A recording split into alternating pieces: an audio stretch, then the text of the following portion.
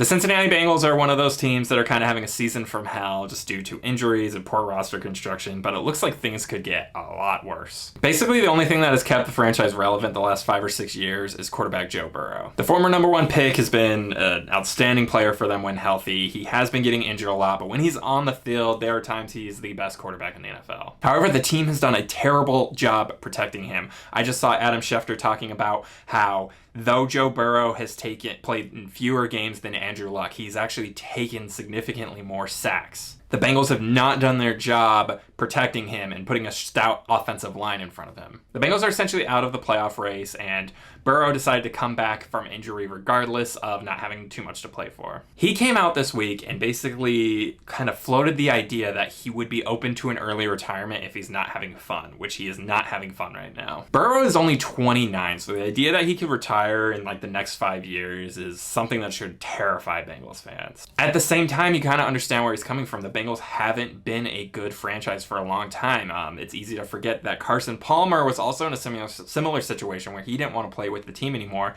and wanted to be traded, but they refused to let him leave. Burrow is probably well aware of this, and that's why he's not really talking about getting traded and talking about, maybe I'll just hang up the cleats. Regardless, this is like a pretty big story, and Adam Schefter was talking about how this kind of sent shockwaves through the NFL. They're like, oh, is Burrow potentially going to ask out? If Burrow requested a trade, I mean, you can make an argument that he's the greatest quarterback to ever request a trade. We've seen Peyton Manning and Tom Brady and Joe Montana switch teams, but they weren't like requesting trades. Burrow might not want to take that step, but maybe if he starts talking about, maybe I just don't want to play football forever. Maybe he's kind of trying to make it to where it is the Bengals' idea to trade him. Because if they do trade him, they're going to get one of the biggest hauls a team has ever gotten in NFL history. If you're a team like the Vikings or the Raiders or the Jets or one of these teams that are kind of in quarterback purgatory, like how much would you give up for Joe Burrow? I'd imagine you'd give up pretty much anything within the legal limits of NFL rules. While it's probably still too early to suggest that Burrow is going to get traded, he is definitely kind of cracked the door open, and this is going to be a very interesting situation to watch.